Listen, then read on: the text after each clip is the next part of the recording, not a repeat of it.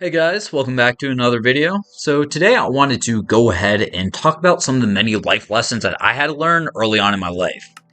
Like lately, I've been doing some reflecting, and especially over the last few years of my life, I've come to realize that I've had to learn a lot of shit the hard way, for better and for the worst. And I really wish that I had somebody out there who could have pointed me in the right direction when it came to figuring out my shit way fucking sooner, but unfortunately for me, that wasn't the case. So instead, I'm gonna try to be that person for you. So, with that being said, I wanted to go ahead and give you guys some advice that I wish I could have told the past version of myself. And whether it's how to tackle difficult relationships, unfucking your financial situation, or simply put, just learning how to be the best version of yourself. I'm going to cover it all here today while you watch me wrap up the final portions of this castle. Alright, so let me start this off by giving you guys some advice on who I am currently and where I come from. That way, maybe you can internalize some of this advice at least a little bit easier. Alright, so firstly, I'm just a guy in his earliest 20s who is a career firefighter. I've been in a long-term relationship now for well over 2 years, which is going absolutely great, and I currently live in my own house I purchased myself off of a $50,000 salary. Believe it or not, buying property is possible in 2025 if you play your cards right. And the best part about it all is that I didn't have to sell my body for it either, just a few kidneys that may have or may not have been mine. Overall, though, I really do enjoy where I am now in life, and I have big plans for the future, and really, life is pretty fucking awesome for me. Now, with that being said, though, where did I come from? Well, the retard currently speaking to you wasn't always in such great position. Prior to all of this, from late high school into my early 20s, I was basically crippled with depression. I had no aspirations for myself whatsoever, because quite honestly, I didn't see myself going anywhere. I virtually had zero real friends and felt absolutely alone in almost every single facet of my life, especially relationships. Like, I often found myself getting used all the time by the people around me, and as a result, I had trust issues out of the fucking ass. And because of the fear or depression I had, most days I really just wished that I didn't wake up. Past me never would have believed that I could be where I am now currently because he never knew what it was like. But slowly with time, his eyes opened up more and more to the idea that maybe life didn't have to be so fucking bad.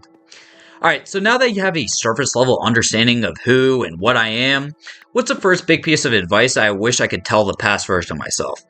Well, if the hit game Minecraft has taught me anything, it's that there's a fucking reason you can't put loyalty on a hoe. Judge me all you want for unironically saying that, I don't care. You know it's facts. But seriously though, what I wish I learned sooner was that by valuing the wrong woman, it can absolutely demolish your life in almost every single way. When 18-year-old me got out in the dating world after being chronically single his entire life, I was naive as hell to say the least. I genuinely didn't realize how brutal people could be out there, and the worst part about it all was that I actually believed people's words instead of focusing on their actions. This takes me to the first few women I put my trust into.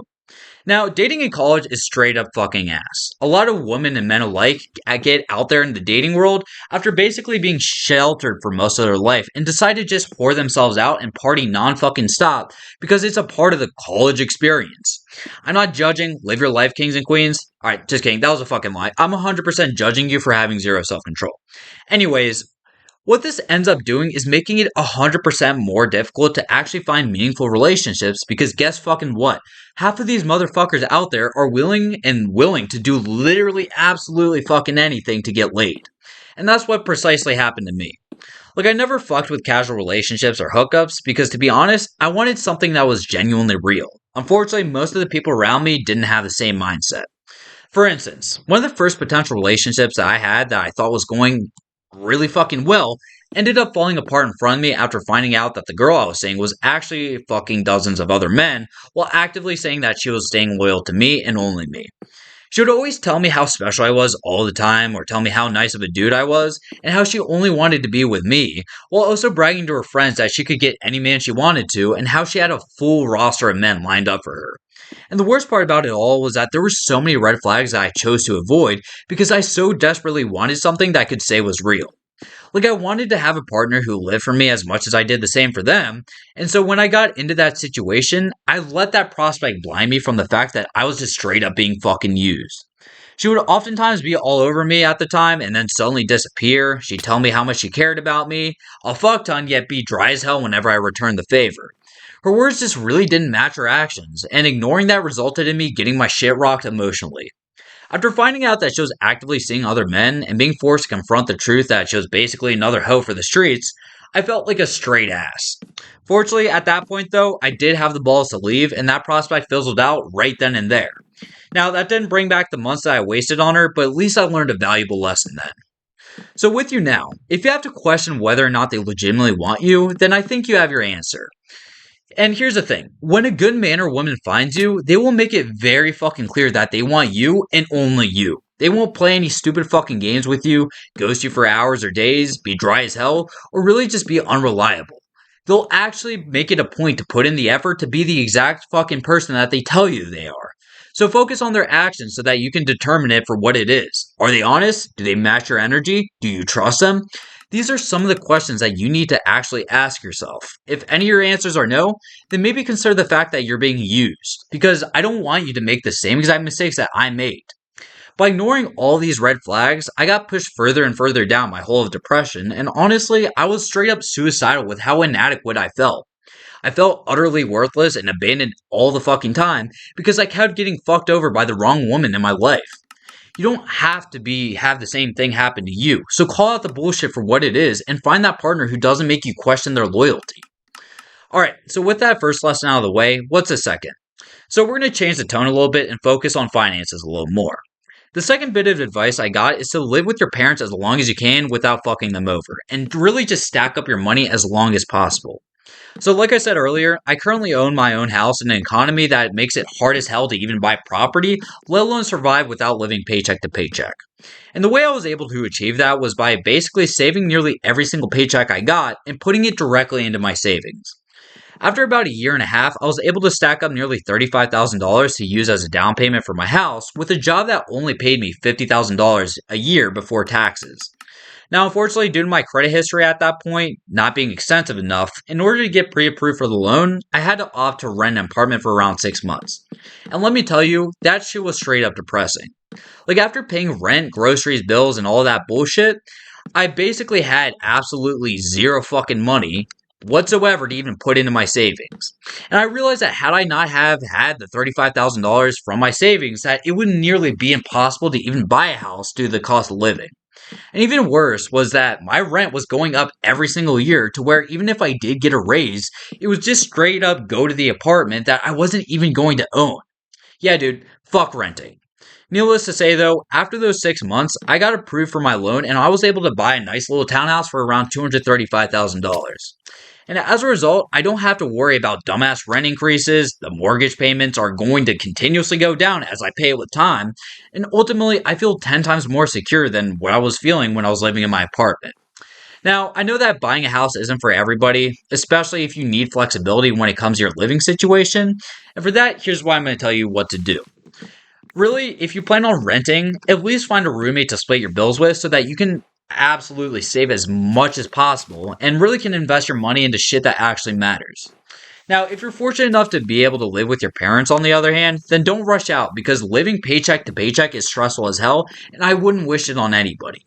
Set yourself up for success, focus on stacking your bread, and I guarantee you'll be leagues ahead of everybody else by the time you're ready to actually get out there with the amount of money that you do have. And also another thing to consider is that a lot of times you're not actually free when you move out. You just trade one constraint for another. Trading a lack of freedom from independence for a lack of financial freedom just straight up sucks, so don't rush it. Alright, now on to my last point, and arguably the most important one. So what's the biggest lesson that I learned in my 20s? Well, it's that people fucking suck and their opinions of you should not fucking matter. Yeah, it took way too long before I stopped giving so much of a fuck about what other people thought of me, and the funny thing is, when I started trusting my own judgment over everybody else's bullshit criticisms, that's when coincidentally my life started working out.